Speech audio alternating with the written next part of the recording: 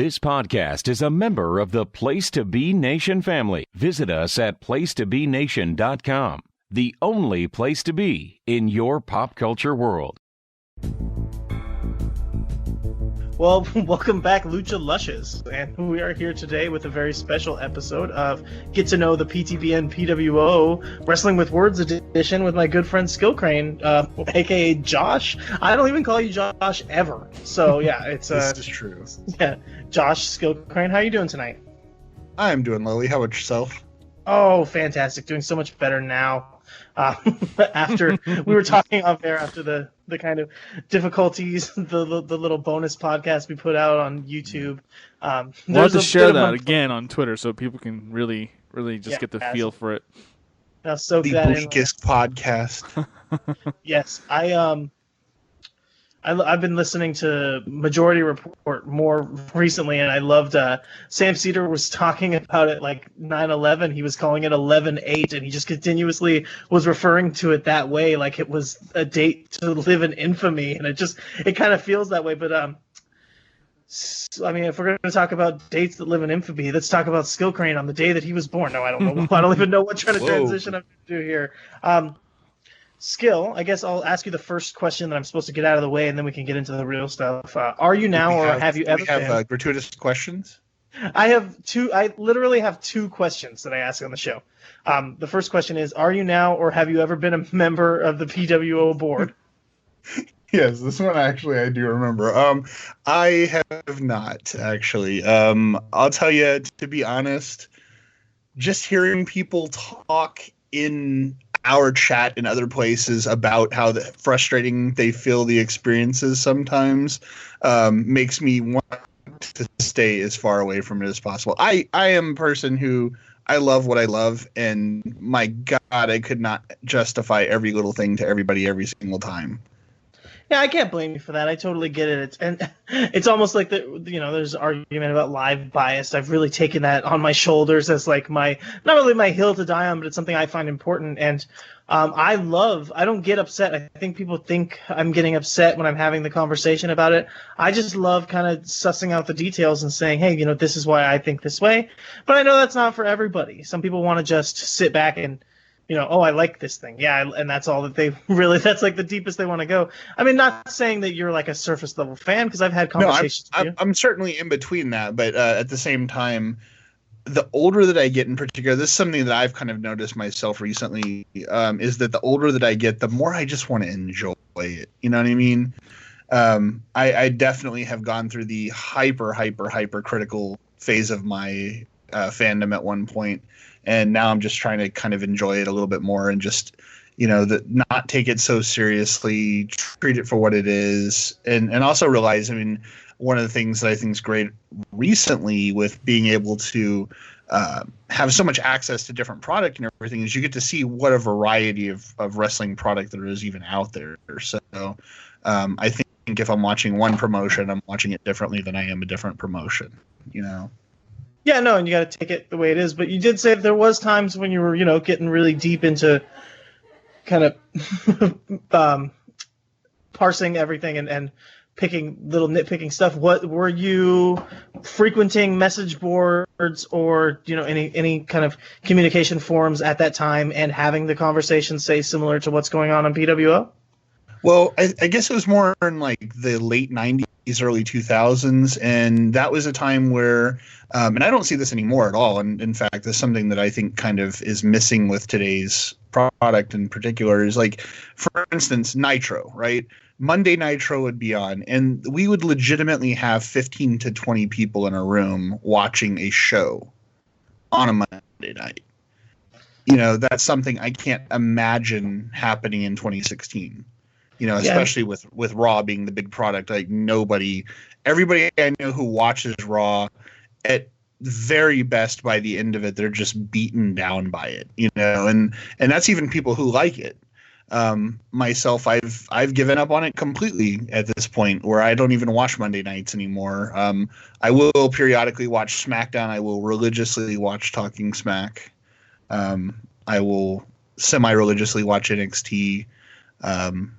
Sometimes Lucha Underground, sometimes CWF. It just depends on the week, you know. Yeah, I'm trying to make that leap because I've been pretty much checked out on WWE for a while here, but I'm trying to make the leap where I can feel comfortable in myself watching just Talking Smack.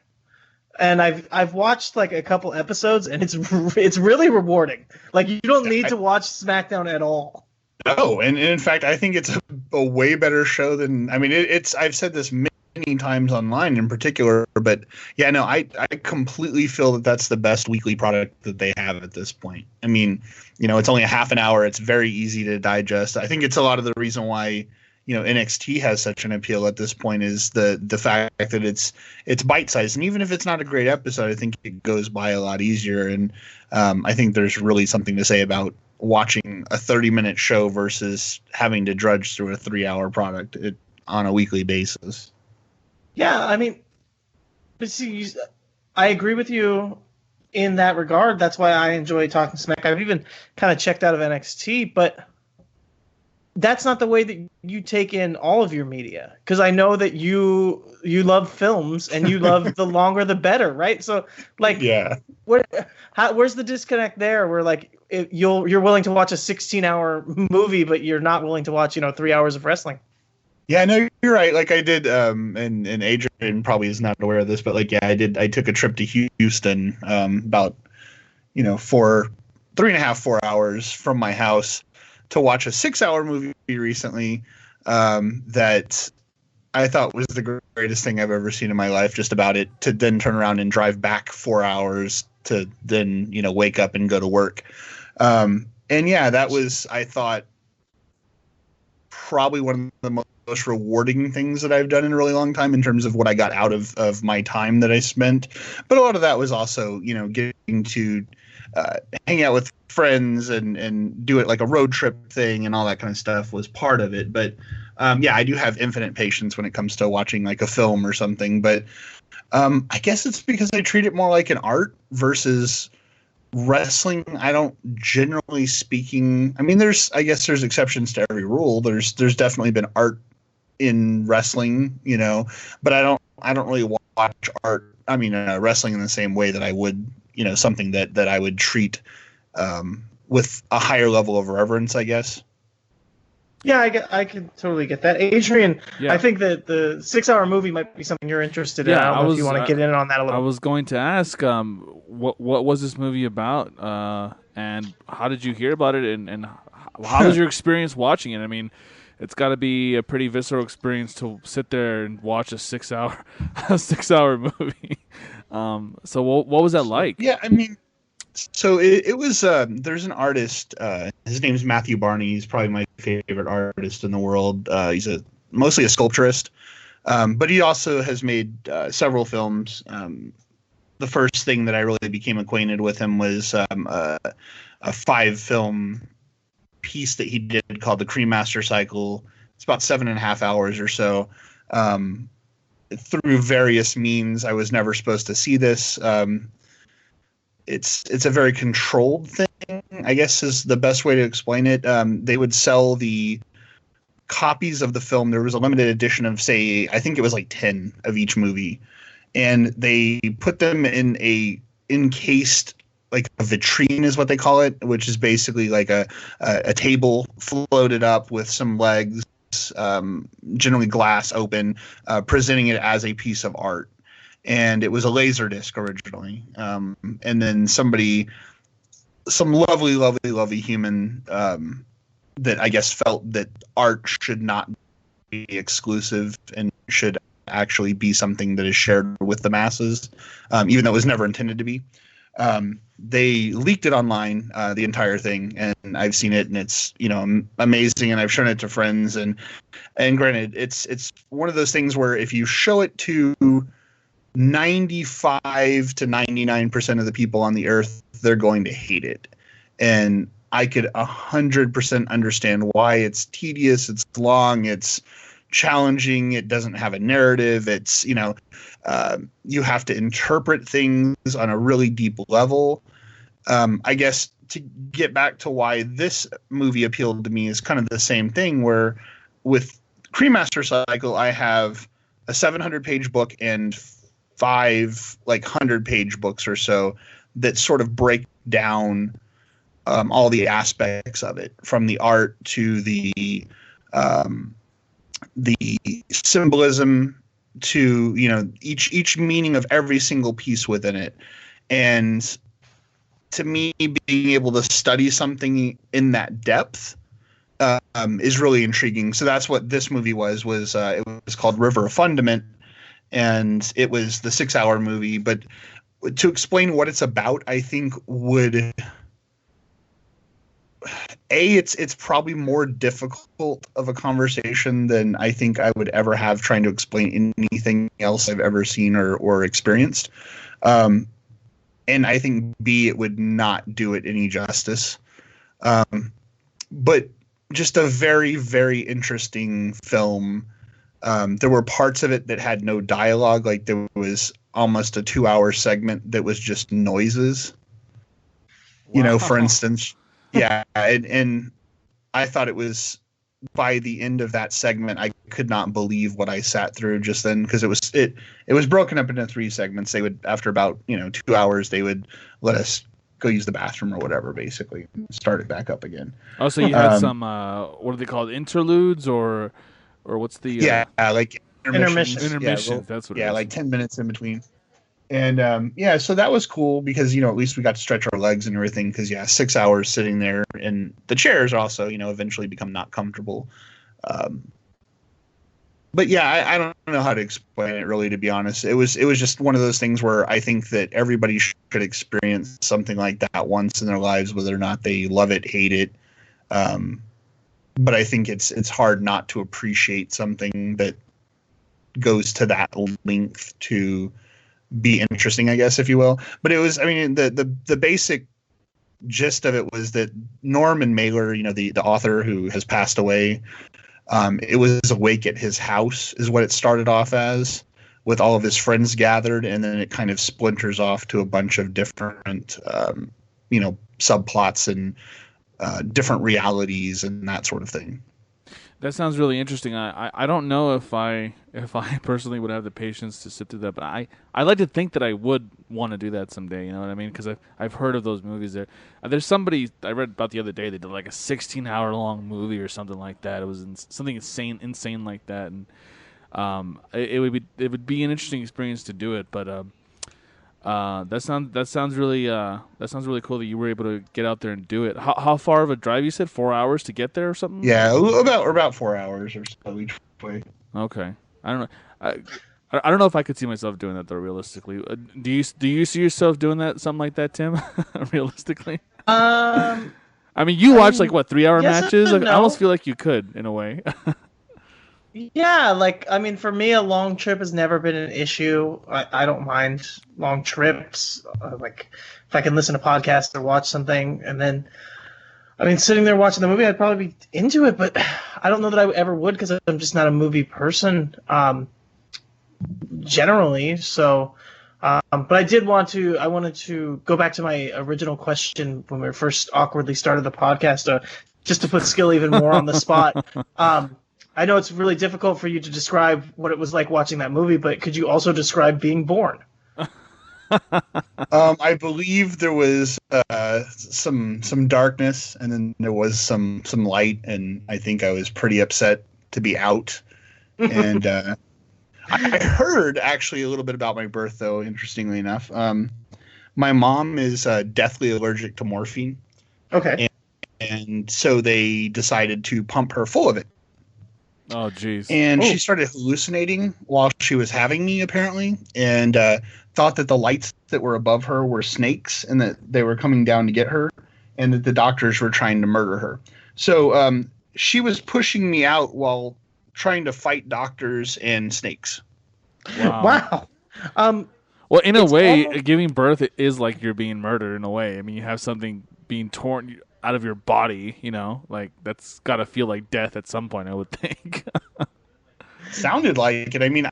Now, granted, I don't personally remember that part because I was a little young at the time. Right. But yeah. Yeah, but I have heard secondhand that it was pretty scary. Well, there's the idea of imprinting, even if you weren't cognizant of it. You were there in that. So like the emotion of the moment could still have been transferred to you, even if you weren't really cognizant of it. And then like, as you are continuously told that story, I just think in some ways it almost doesn't surprise me that you would come in that way, just because of not who, like, I don't mean like in a bad way, obviously, but you're an artistic guy, correct? Like you do a lot of art. You're into watching 6-hour movies. You have a certain personality that I don't think it seems that crazy that you would have came into the world in such a high stress situation. The snakes were involved in my birth? Yes, exactly. Even if they were imaginary, just because, I mean, shit, Skill, you come across pretty unflappable for the most part. I know you get upset here and there, but you just seem like a guy who's, just got like, whatever life comes your way, you're like into it. You're interested in like experiencing a lot of different cool stuff because, it was kind of a traumatic first experience. So it's like, well, what could be worse? Am I wrong there in kind of my assessment of you? No, I'd say pretty fair. I mean, when I'm at work, maybe I would disagree with that, but that's a whole different story. In the shoot job, as the kids say. But that's definitely not when I feel like I'm myself, if that makes sense. No, totally. But yeah, no, in everyday life, when I'm not feeling beaten down by the world, or when we don't have a election that crushes my soul, I'm generally speaking pretty easygoing. I've been pretty angry this week, but yeah, that's definitely a different. I feel like a lot of people have been pretty that... angry this week. Sorry to interrupt. Exactly. I mean, I'm laughing about it now because I mean we have to, I guess, but I think there's a lot of people, without trying to go too political, but I think because, like I said, I've already heard you guys talk about this, and I think that sort of opened a little bit of that to me, but also the fact it's like I think that a lot of people are kind of brushing off the fact that we have a system that is inherently broken, and we're letting it go, and I think that's what kind of pisses me off right now is that, more than anything else, the fact is that, the person who won the election, if you really get down to it, we're told we have a democracy. We're told we're, our votes matter and our votes count. And the person who won the election is not the person who is going to be elected president. And I think that that's really, really offensive. And not only that, it being the second time in the last 16 years, out of the last 4 elections, 2 of them have gone to the person who won the Electoral College, but not the popular vote. And that, I can't get over that. It's something that is hard to sort of, like you're saying, to be unflappable about. That's something that really kind of bugs me to the core. It really is something I think that we really need to abolish it at this point, the Electoral College, and make it. And it was funny because I was talking about this today with somebody, and I think I was directly thinking about you guys. Actually, we were talking about the Electoral College, and they're like, well, we can't get rid of it. And I was like, why can't we? And he goes, well, then places like California would dictate the way our country thinks. And I was like, and this is a bad thing, exactly? Yeah, I was gonna say the same exact thing. How would that be a bad thing? There just happen to be more people who live in California than Wyoming. I mean, Wyoming has a population of maybe half of San Bernardino. So how is that necessarily a bad thing? I agree with you. I think you're right, and I think it is a broken system. But I mean, I'm not smart enough to really to have a solution for how we even fix that besides just getting rid of it completely. Well, there's actually a pretty good kind of coalition thing that's being put together by a few different states, where essentially they're going to put together, or they're attempting to put together 270 electoral college votes based on different states that, you add up their electoral college delegates and you get 270, and those states will essentially sign or ratify, like, I guess it would be an amendment to their state constitution that says whoever wins the popular vote would just gets their electoral college votes. See, but I have a bit of a problem with that, and I feel like if in it was what way? If it was the well, to play devil's advocate for a second, if it was the other way around, if Hillary had won the electoral college but not the popular vote, would as many people be protesting this? I mean, I don't know. I just feel like if Hillary had won the full stop, if you just say period there, Hillary won, people wouldn't be protesting. But you know that they would. That you know that they doesn't would really be, though. hold water. But you know that they would be. The people obviously on Trump's side would be, and then we would be sitting here saying, no, you can't get rid of the electoral college because she won it. So never mind, right? But because the guy that we don't like won, now we're saying, oh, we should get rid of it. I just feel like it's kind of that way. I mean, am I wrong in saying that? What do you honestly think about that? No, I'll speak for myself about it. Like, I actually have been saying this since 2000 that we need to get rid of it. So if it went the other way, I wouldn't feel good about it in any way, shape, or form, and I would still have the same stance about it. That if the person who has been voted, and I think that a lot of it comes down to the fact that, like, this isn't 1800 anymore. We don't have people standing in a town square telling us the news. We're all connected. We all have, gadgets giving us news and information 24/7. And there's nothing that can excuse if you don't know what's going on in the world and you are ignorant to that. That is on you. That's not something that we need to have our states voting any certain way anymore. But the thing with the electoral college, like you were saying, if the popular vote gets it, then we give the electoral college votes. That still doesn't fix the problem of half of a state can vote one way, the other half will vote the other, and then that person gets all of the votes. So, to me, if let's say a state has, 20 votes and you say, well, the person who wins the popular vote and that gets it, well, that's still 20 votes going to somebody, and maybe they should only be getting, if you broke it down by, would be getting 11 and the other person would be getting 9. So that's why it's, to me, it just makes sense. Like, let's just get rid of it. Then we don't have that question of how to divide them or anything like that. And most states don't have the where the split electoral votes.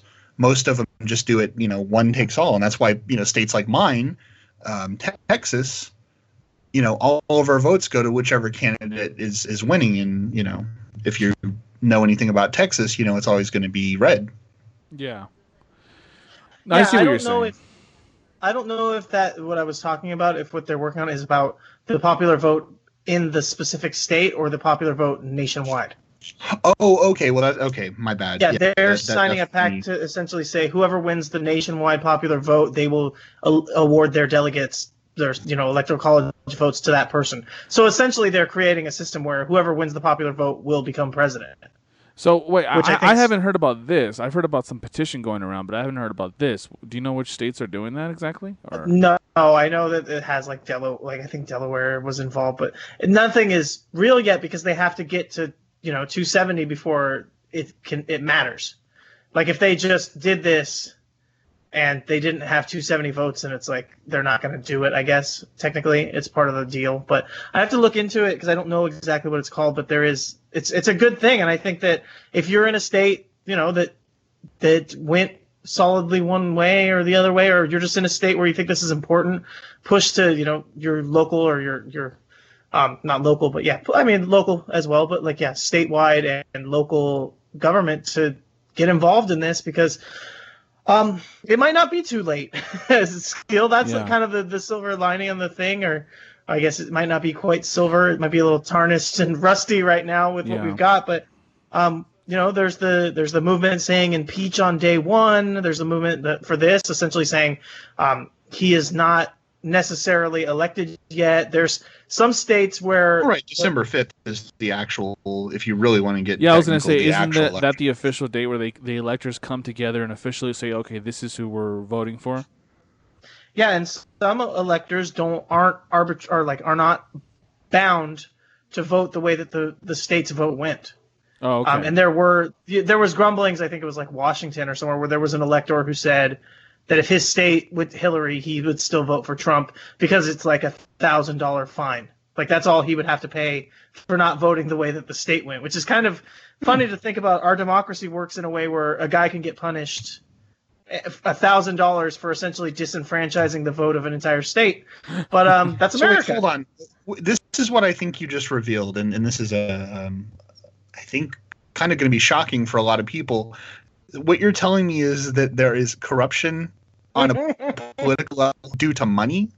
Yes. Or that may actually, let me rephrase that money may be involved in fixing the problem.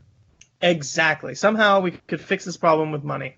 It's because we're capitalist pigs, Tim. That's why. It's true. We should have elected Bernie. Skill, I feel like we're going off the deep end. What if he would have been nominated? I think. Oh, you know what? Actually, so that's another thing that like drives me absolutely crazy. We had Bernie Sanders, right? And the guy was a great candidate. I loved where he was coming from. He had people just completely, galvanized. They were excited about it. They wanted this guy to lead them into the next, 4 years. And what we ended up doing is we nominated people who were the best celebrity at that moment.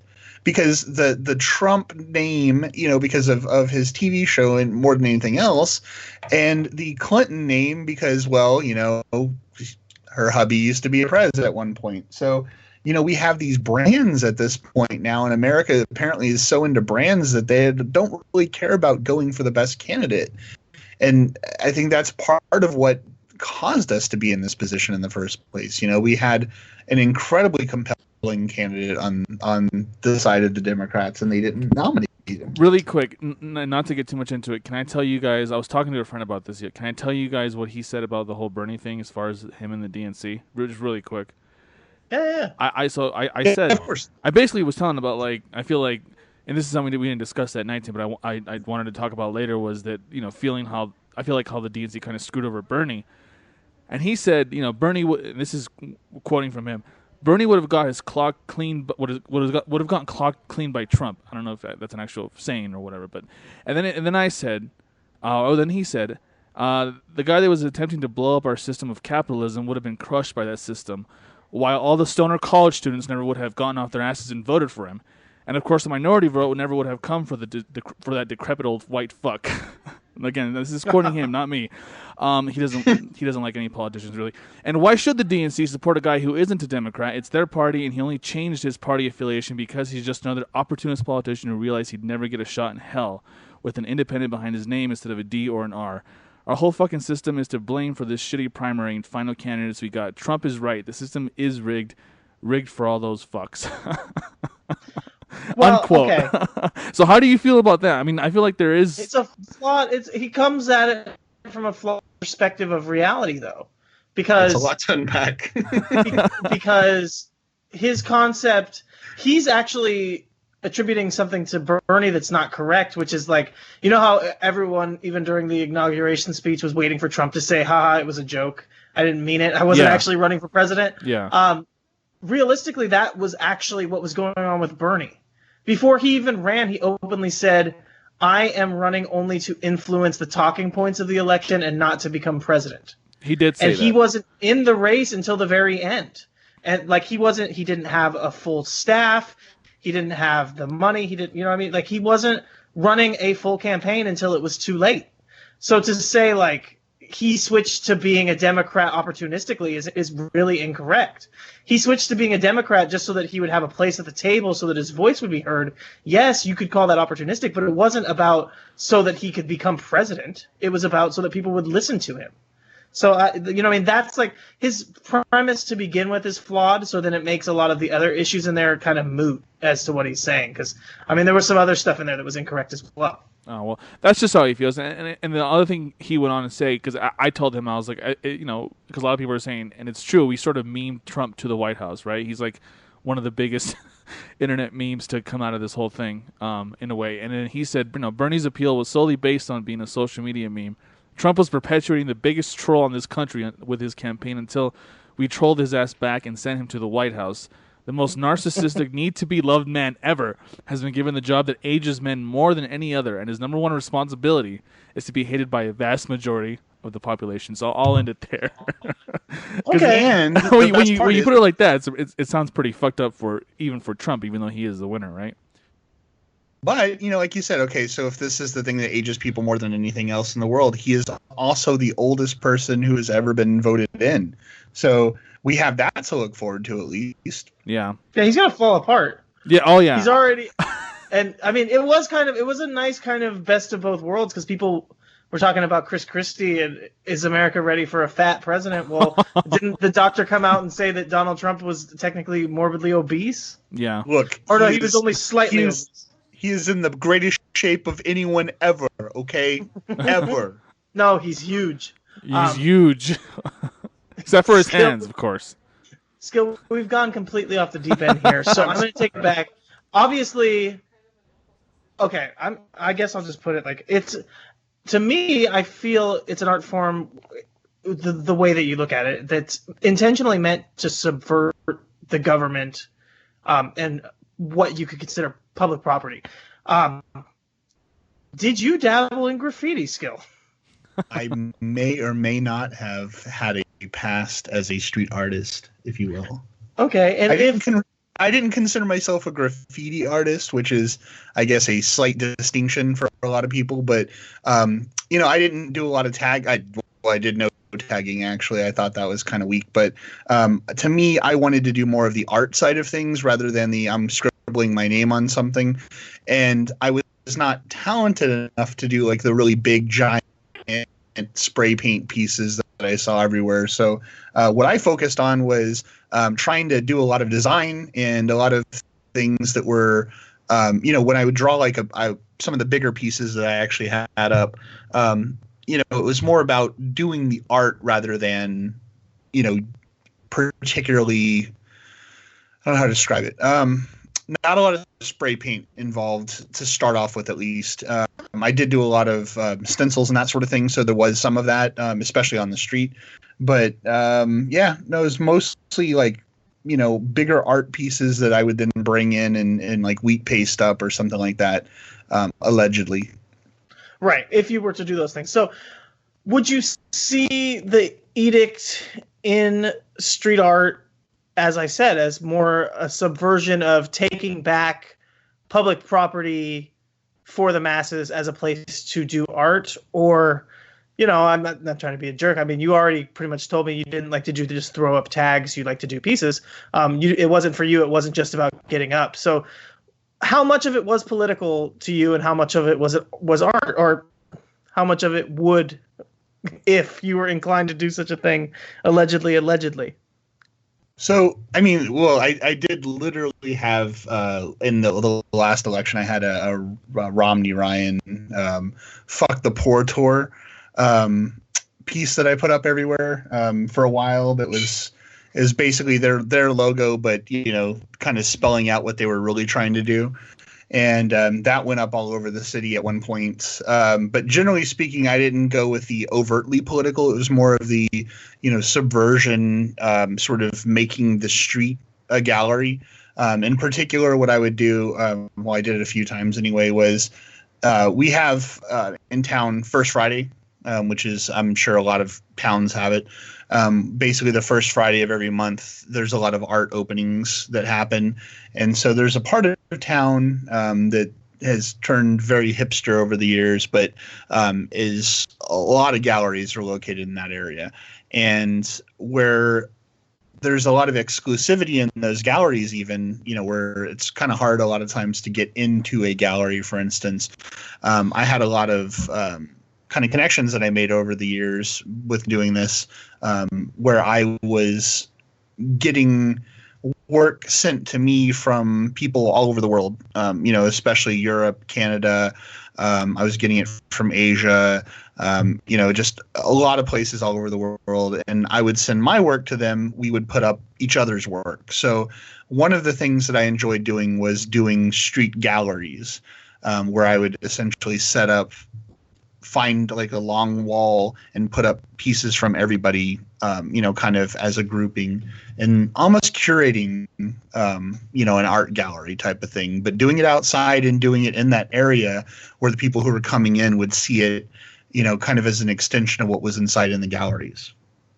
Yeah, exactly. And that kind of plays into what I'm saying. It's like that space is almost being wasted, and it's all of ours. So why shouldn't there be something for people to enjoy there? Like if it's art and it's out in public, and it's like, what destruction is really being done? It feels more like you're bringing something to the community.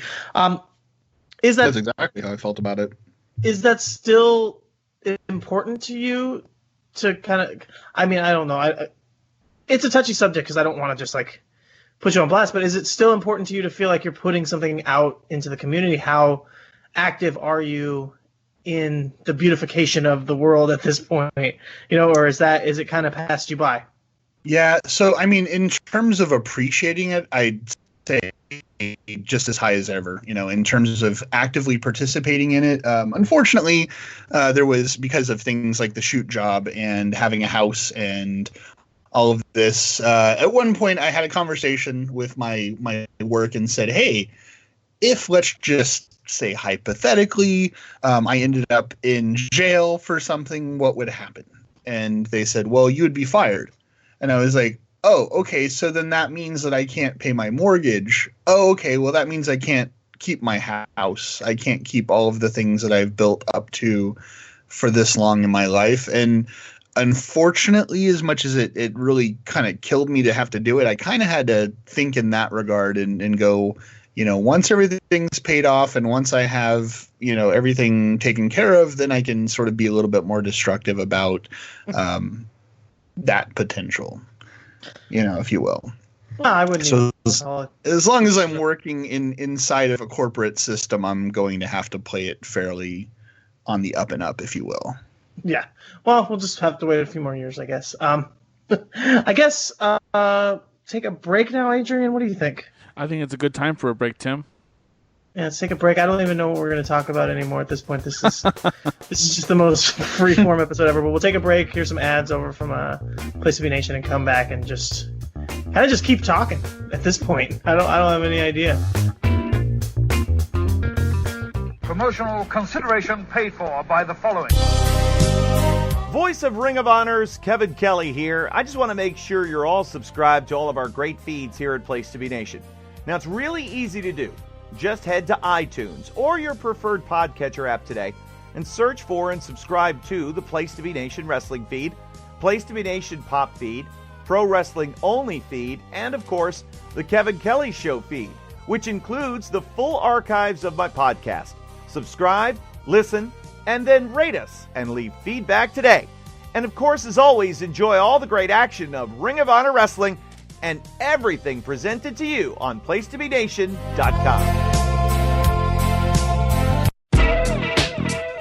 Place to Be Nation's JT Rosero here, and I want to let you know that we have a ton of great podcasts available to you on iTunes, Stitcher, Google Play, and PlaceToBeNation.com, and we offer them to you across two great feeds. On the Place to Be Nation wrestling feed, you can check out Scott Criscolo and me on the Mothership, the Place to Be podcast, with our famous Vintage Vault pay-per-view reviews. PTBN also covers current-day wrestling with the smash hit clotheslines and headlines, our steady veteran main event, and the beloved monthly pay-per-view reaction shows with immediate feedback on all Pro Wrestling Super Shows. Relive wrestling's past with our monthly pay-per-view rewind series led by Ben Morse, the always contentious Dangerous Alliance podcast, and Survey Says, a fun look back at the good, bad, and ugly of WCW. On our very popular Place to Be Nation Pop podcast feed, we offer such great shows as the Glenn Butler Podcast Hour Spectacular, Rank and File, NBA Team, Lucha Undead, Geek and Sassy, and a veritable podcast heaven for comic fans with Hard Traveling Fanboy, Sellers Points, Todd Weber's Conversation, and Imaginary Stories. Subscribe to both of those feeds on iTunes and rate and leave feedback for us as well.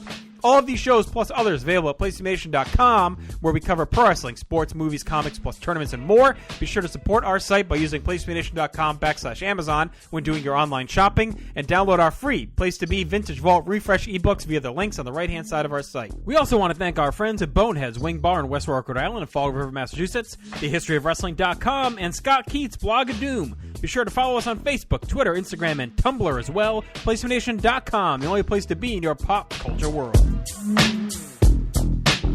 All right, so one thing I wanted to bring up earlier, Skill, and it kind of just got away from me, is we were talking about, communicating online as opposed to I think I may have been just slightly too young for the 12, the big Nitro parties and having 12 or 13 people coming over to watch Nitro, or it just kind of didn't work out for me at the time. But I know that I don't even know if you still do. You were one of these running to Twitter guys. So like, what is your The what? I'm sorry.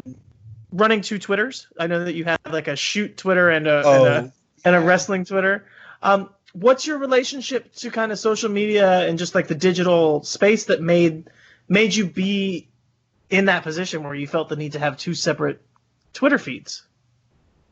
Well, I kind of don't anymore, but I did up until maybe 4 or 5 months ago kind of maintain double. And what it came down to is my initial one that I had was, started off just being, hey, I'm some random person on the internet and I have thoughts, and I would say them out loud.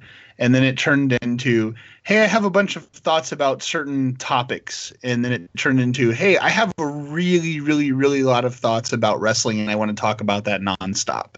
And then I felt like, there was a lot of people when I started kind of thinking about it a little bit, going like, there's a lot of people here who hate wrestling, who've never watched it, who could care less about it.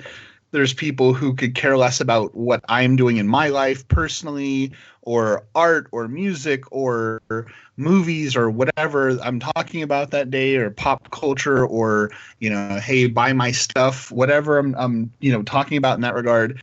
And I kind of felt like it made sense to separate them. And then over time, it got to the point where I kind of abandoned the other one to a degree, because it just feels like everything, especially on Twitter, everything is very free flow in terms of people's thoughts. And I don't know too many people at this point that just talk about one thing. When I first started like on wrestling Twitter, as we all know it, of course, I think that almost every single account that I followed, all they ever talked about was wrestling. They talked about nothing other than that. And then over time, I think people got more comfortable just going like, hey, people like following me for me. And so maybe I could talk about my other thoughts on here without people freaking out about it, And I think that sort of just became, where I pretty much just use the other one now, the wrestling, if you will, that version of it. That's the @NaturalBornHeel, correct? Indeed, sir. Yes, and that's it is nice kind of feeling like everything's open, and everyone can talk about everything. One thing is another one, pull back the curtain on I think everyone kind of, if they care to know, they know that there's the kind of wrestling with words Slack chat, and it's separate. It's broken up into separate conversation topics, and I don't know if people realize that it's a joke, but I like to police the general chat and act like people need to not talk about stuff in there. Right. Yeah, and I don't know if they get that I'm kidding, because I don't actually give a fuck. But I do love that like Twitter is more open to. You could talk about whatever, even if you're like, oh, that's a wrestling account. That person's supposed to only talk about wrestling. I mean, obviously there's a lot of politics going on now. There's a lot of music, movies, video games. You're seeing anime stuff coming up. But I always do appreciate the music stuff from you. The movie stuff is interesting to me, as I'm not a person who watches movies, so I do like seeing what you're talking about. But, I mean, you seem like such a well-rounded person in that regard. You have a lot of different interests. Do you find it tough? Like, do you feel like you get pulled in a lot of different ways, or does it feel natural to you? Yeah, I know. It definitely feels like I'm getting pulled. And in fact, right now, I think this is, God, going into this year in particular, I was watching more wrestling than I've ever watched in my entire life. And then this last couple months, I barely watched any. And it's because I've kind of gone on a kick lately with movies where that's all I want to watch. And so, and I think that's natural for a lot of people. They go through cycles with things. I'll want to watch TV for a while. I'll want to watch movies for a while. I want to read books. I've done a lot of that recently as well. And, just getting more into the literary side of things. And yeah, it definitely feels like there's not enough hours. And I think if I had a week's worth of hours every day, I would still run out of time, just because there's so much information or, things to soak up in the world. And it's hard to not want to learn new things or to experience new things all the time in my mind. And I can't really imagine, I hear people talk about, you know, especially when they get a little bit older, when they retire in particular, like, oh, I'm so bored, there's nothing to do. And I was like, I've never had that problem. Yeah, right. There's always too much to do. But where do you think that, where do you think that comes from for you? I feel like I'm very similar in that regard. And sometimes I wonder if, am I just too worried about people thinking I'm dumb or not interesting? Is it, I have just like, I guess like low attention span. I always need some kind of stimulus. Like where do you find, or do you even know like where that comes from? Or have you always been like this, or was there some kind of experience that happened when you were younger that led to you always kind of feeling like you wanted some kind of stimulus like this? I think it's more, to be honest, just like general curiosity. It's hard to not, in my mind, to, want to see everything, hear everything, read everything, experience everything. It's kind of a consuming thing. And especially, we're in a time that's unlike any other time, where we have more at our fingertips than we've ever had. And why wouldn't you want to take advantage of that? That really upsets me, by the way, having so many options. Like I always tell people, like I hate going to the grocery store and there's like 30 different options for like mayonnaise or mustard or ketchup. It's like, why do I need so many options for everything, literally everything, especially in entertainment, right? Like you'll never have you'll never find the time to watch all the great TV shows and read all the great books and see all the great movies. I feel, it's just. Yeah, not even close. I hate having so many options. Certain things out. Yeah, it's weird how you have to think like, as much as I love thing X, right? I have to cut this out of my life because I just don't have enough hours. Yeah. That is weird to me. See, I say that though, but then I'm on my third rewatch of The Wire, so I really can't say that too much, I guess. Sadly, I have never seen that show, and I've heard from just about everybody that it's one of the best shows ever. And even like Rolling Stone, I think they had it as like number 3. Yeah. Best show of all time. Yeah. The Wire is basically like everything wrong. Everything wrong with what they portray in the city of Baltimore is basically what's wrong with the U.S. as a whole. And I think that's why it's such a good allegory for that. And it's what makes it such a great show. So if you ever have a chance, you should definitely give it a try, Yeah, it's definitely on a list of things I'm going to consume at some point in my life for sure. Yeah, but just how do you get to it? But do you think, is it for you, is there the fear of missing out? Do you have that at all, you think? Oh, for sure. FOMO? Yeah, positively.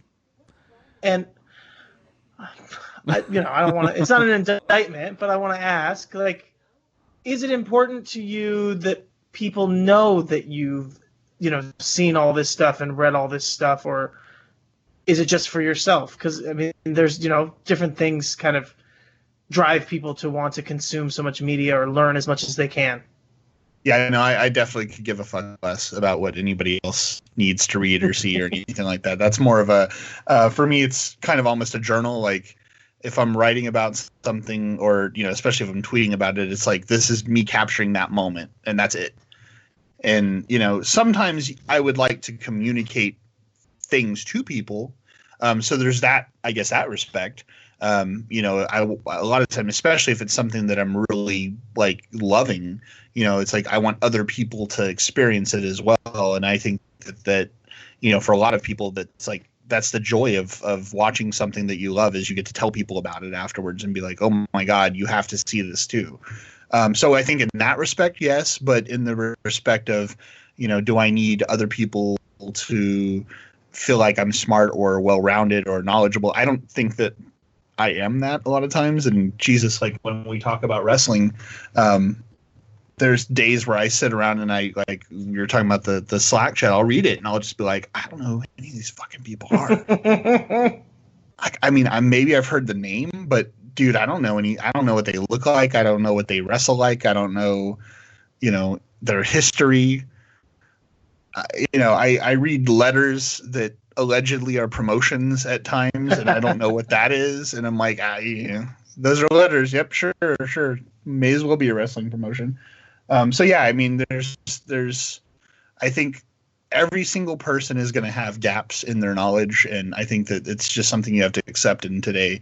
Like I said, unless your entire life is consumed doing that, you don't have a job, you don't have any other interest outside of your life, and even then it's like, okay, let's say that I decided that I was going to take wrestling as my, thing that I spent all my time doing, then I would miss out on everything else that I wanted to experience. And yeah, you have to not really balance it, because I don't think that anyone's good at that. I mean, I'm sure, let me rephrase that. I'm sure there are people who are good at that. It's a learned task, I'm sure, but it's a lot harder, at least for me, to really be able to strike a good balance. It's either like I go all in on whatever it is that I'm doing at that time. Yeah, and what's funny is, as you were talking about that, it kind of dawned on me that your reaction to, like, oh, I've heard of that person, I have no idea what they look like, I've seen that name written before, for honestly right now is how I am with MMA. I think a lot of my MMA following at this point has just been podcasts. I listen to the MMA Report, the MMA Hour. I don't know which one's John Pollock and which one's Ariel Helwani. Then Tap or Snap, which I really enjoyed. Still do when it comes out. Which, by the way, we will have another one probably Sunday, if not Monday. So perfect. Which will mean that it just came out after UFC 205 when this comes out. Indeed. But it's been yeah, a couple months, and in fact, that's making me sad that it took that long. But had some kind of family issues that had to get dealt with that were much more important than doing a show. Unfortunately, just the way life works. And I'm very excited to be back. And this is technically the first thing, although it may come out afterwards, that I've done in a couple months in terms of any sort of podcasting. So it's good to be back doing that sort of thing. Yeah, and so it's like I'll hear the names, hear people talk about them, and half the time it's like fighters who I've never even seen. I'm just kind of familiar with the concept that they exist, which is kind of an odd thing. But then that made me think about, I want to talk to you about that. Like, you like wrestling. I don't know if you care about any other sports. You like MMA, clearly, but yeah, which is another combat sport. So I don't know if you like any team sports or whatever else. Ball, baseball. I like solo sports. I like sports where people punch each other or try to choke each other or try to tap each other or fake try to punch each other or fake try to tap each other or whatever. Pretty much, if it's in, I will go as far as to say I don't even like multi-man matches most of the time in wrestling. I generally like one-on-one or tag at most. Once you start getting a bunch of people in a ring, I'm generally tuned out. So yeah, I think that team sports in general. I used to love hockey at one point, and I watched a lot of basketball at one point as well. But it was more, when the Spurs were on, and even hockey, it was more. I was a huge Blackhawks fan at the time. So where do you think that comes from? Like, did you do wrestling as a kid? Did you play any? Can't even think, like track and field or other solitary kind of sports. Was like, what got you excited in, let's say, combat sports in general, and let's say MMA specifically? Well, I mean, combat sports, I guess, was, I watched boxing a lot when I was younger, and got into kickboxing myself a little bit. This is pre sort of MMA being a thing, which kind of sucks because I really, really wish I would have been doing it around the time when MMA first boomed. I think that's what I would have gone down that path as opposed to doing what I was doing, which is, more, it wasn't like the aerobic kickboxing, but I wasn't doing it in competition. It was just learning the martial art, essentially. And it was American style. It was nothing, no BJJ or anything like that. It's just straightforward American kickboxing, and it was at a boxing gym, so that was pretty cool. I got to train with a bunch of people who spent the entire day punching bags and kicking things, so that was fun. But I mean, beyond that, I think with wrestling in particular, I was around it a lot as a kid. My dad, I think we've talked about this before. My dad was he was friends with a lot of wrestlers in San Antonio, which turned into like what ended up being a lot of the guys that were in World Class Championship Wrestling, were also used in San Antonio and Southwest Wrestling. And my dad, let's just say he was a place you would go when you wanted the party to be around you. And so he knew a lot of people as a result of this. And so I was around this guy as a kid all the time. I mean, one of his best friends is Bruiser Brody. And so, I got to sort of see him as a normal guy. And then I got to go watch them wrestle and stuff. And it was a blast to have that sort of environment around me. And so I was really into wrestling kind of as a thing that, oh, these are my dad's friends and they're playing make-believe. And then also the fact that, I loved watching the compelling battle between two people, kind of trying to beat the shit out of each other. And then later on, of course, when UFC came out, this was during the era where I don't know if you know what a black box is or not, but yeah. So they were a thing that if you knew the right person at one point, you could either take your cable box in and have him do a special trick to it to make it kind of open a little bit, if you will. Or you could buy a cable box from this person and it would already be doing the thing that you needed it to do. And that was during that time. So I was pretty much consuming everything on pay-per-view as a result. And UFC 2 came on. I didn't see UFC 1. I wish I could say that was the case, but I did see UFC 2 on the original airing. And pretty much from that moment on, I was absolutely hooked on that idea of, mixed combat being a thing. Because, I'd always seen one discipline, all my life. Every single combat sport that you would see before that, it was these guys, do this form. They're taekwondo. This person is, kickboxing. This person is doing, regular boxing. Nothing was mixed together. And then when they did UFC 2, it was kind of like, okay, wait a minute. You can mix all of these things together into a blender, and depending on what your style is versus somebody else, it would mix up differently. And this was a little bit before, I guess, that was really a thing. I mean, it was mostly just guy of this style versus this style. And I mean, the thing that I think people remember more than anything else now in hindsight is UFC 1. Taylor Tooley, who is a sumo wrestler, getting his teeth knocked out by a guy who is just a good puncher. And I don't remember who it was, but I always remember the sumo who got his nose broken. Yep, that was him. Yeah, so he actually got his teeth knocked out and his nose broken. Yep, but it was just insane to watch a guy who was 100 pounds smaller than him, almost take him out and really make him look like a big baby who was crying. And I don't mean that like as an insult. I mean like he literally looked like a child who was, got scolded or spanked or something and was crying after the fact, like just super not happy about what just happened in his life. And I think that, watching that is like, you're like, holy shit, what is this thing that I just saw? And it's so different than anything I've ever watched in my life.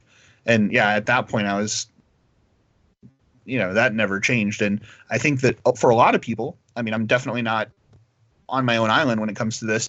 People who watched boxing religiously stopped watching it almost completely and started watching MMA. And I think that even to a degree, a lot of the wrestling audience went away from wrestling and started watching MMA as well.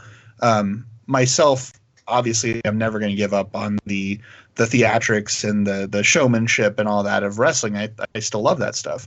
So I'm not going to stop watching it. But at the same time, I think, for a lot of people, MMA did sort of replace it. Yeah, that's definitely true. And it's so funny you're talking about that. I remember it so vividly because I don't think I watched the first few UFCs, but it would have probably been around the time that like UFC 15 to 20 had happened, and there was like best of DVDs and VHS that were starting to come out, and it would be like the best knockouts, and that one was always huge. But now I'm trying to remember the timeline. So you had the black box, and so you watched UFC 2 on pay-per-view in the black box. Everything. Yeah, and then everything I was from watching there. it. But to me, I remember my first exposure were those Tough Man competitions. Am I wrong in kind of seeing those were happening even slightly before UFC pay-per-views had started? Yeah, they definitely happened beforehand. Myself, I was not interested in that because I always had a thing where I'm not a big fan of street fighting in general. I know that may seem a little bit weird as somebody who has been in a bunch of them at an earlier time of my life. I don't find them fun. I don't find them necessarily, for a lot of them are very one-sided. And I don't really like watching non-skilled fighters, if that makes any sense. Yeah, no. I only like watching fighters who train to fight. But it's weird when you see somebody who is just on the street and doesn't know anything from a training perspective try to fight somebody who knows even the slightest bit. It's generally does not go well for that person, and it's. So for me, I'm kind of like, well, why would I want to watch that when I can watch the highly skilled fighters try to do their thing instead? And so the tough man thing never connected with me. And for a lot of people, it was, it was a very controversial thing. In fact, like there were people, I don't remember if somebody actually died in it or not, or if they just almost died and had to go to the hospital. Like there was a bunch of that sort of thing happening. And so it had this real negative stigma attached to it. And for me, I mean, that part, I guess, was a little bit compelling, just to kind of see, well, what the hell is all this about? But I don't know, it just didn't really draw me in like I would hope to. I think that the only time that I ever really enjoyed street fighting was when I saw Kimbo for the first time.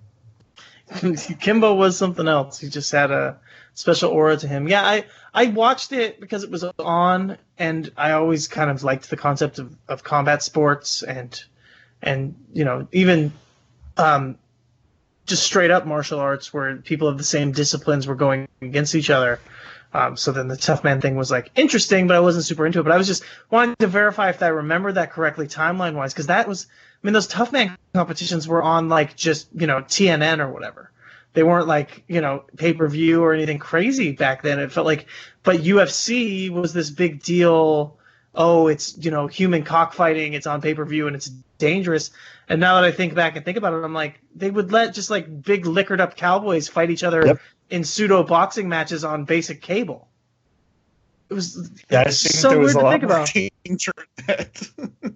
It is very weird to think about that was how that all went down, because then you have MMA, like UFC was treated like it was barbaric. Yeah, okay, so Skill, obviously people want to get more of your takes on UFC, they can get that on Tap or Snap, but we'll take one more quick break and then we'll come back for our final question of the evening. The PWO PTBN feed has changed its name. Now it will be known simply as Pro Wrestling Only, so it should be easier to find and indeed to say. All of your favourite shows are still here, including Where the Big Boys Play, Letters from Kayfabe, Titans of Wrestling, Tag Teams Back Again, This Week in Wrestling, and many, many more, including our full archives of tremendous content. So make sure you subscribe to the Pro Wrestling Only feed today. All right, we're back. Tim, I think it's fine for you to ask your final question. Go ahead. Fantastic. All right. I love it. I really do. So, Skill, obviously, the final question for the show is going to be people who only know you online, maybe from Twitter, from Tap or Snap. I feel bad. I know you write articles also, but do you do another podcast at all? At one point, but there's been a lot of podcasts that get abandoned over at a certain website. Yes. Yeah. I'd like to say it's wrestling with the written word, not the spoken word.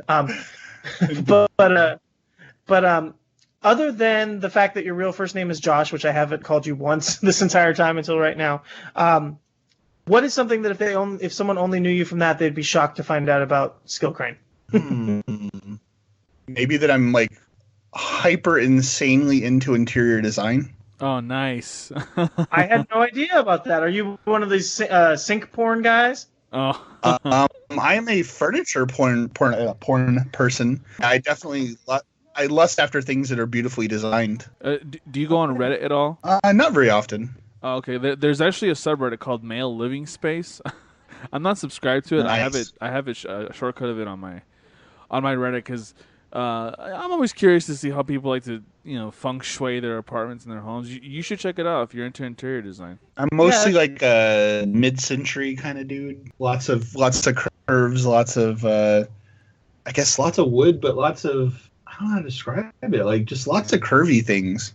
Very beautiful, kind of sculptural designs. And what's like once I started discovering that, I was like, I need everything to kind of go together. And so every room has a different theme and a different style and, sometimes different eras. And I just love it. That's cool. You really need a rug that ties the room together for sure, right? I have many rugs that tie rooms together.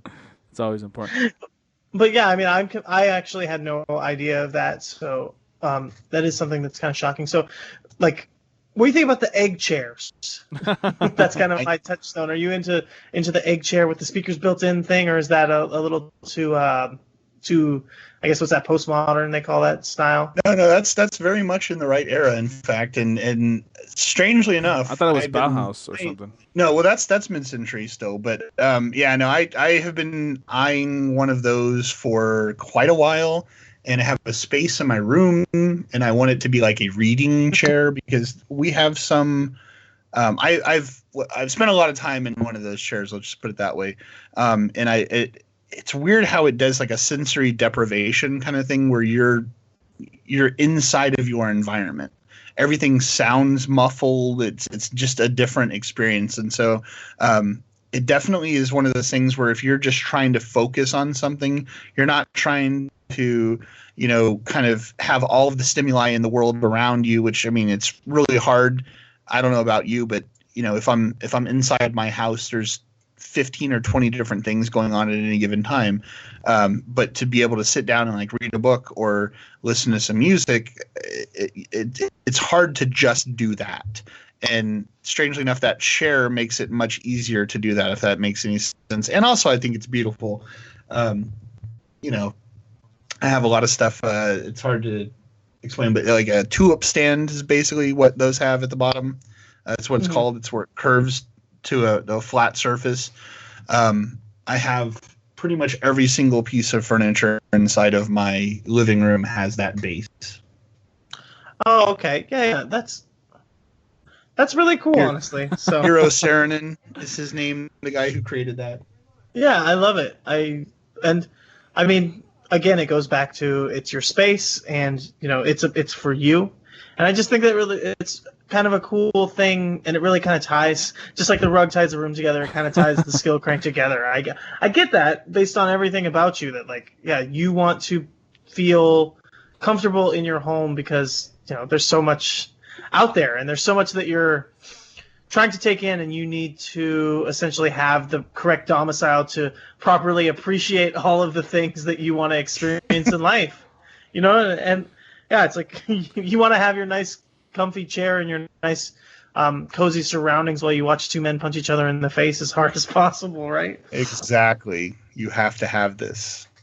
Well, all right, Skill, thank you so much. It's been wonderful, even just getting to know someone who I consider a friend even better here, for everybody else to get to know you as well. But is there anything you want people to know about that you got coming up? Obviously, we talked about Tap or Snap. Anything else?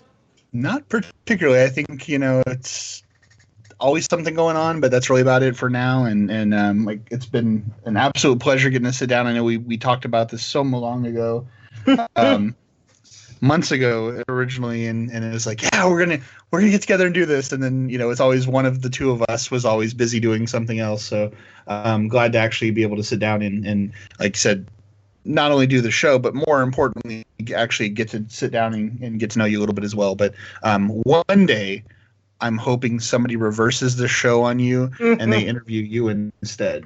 It's funny you say that because I honestly was just about to ask Tim, what's something about you people would be surprised to know about? Exactly. You would be surprised to know that I don't want to answer that question. But again, Skill, thank you so much. Everybody, check out all the stuff that I always talk about and follow us on Twitter at Lucha Undead. Adrian? Yeah, follow me at Della Boots, and I'm going to retweet our post-election reaction. I think it's worth a listen. And I will also tweet out some stuff I'm working on right now. I started a VidMe channel. I'm uploading stuff to YouTube, so definitely check that out when you have a chance. And that's about it. All right, cool. Maybe we'll have to do a more positive election reaction. Maybe something on the brighter side for people, just so that it's not all doom and gloom. But definitely check out the mini-sode anyways. And once again, as always, when you're in your comfy chair, when you're in your nicely decorated, interior designed living room, still only 3 things that matter, and those are the 3 B's, which are good beers, good buds, and good banter. Good night, everybody. Good night.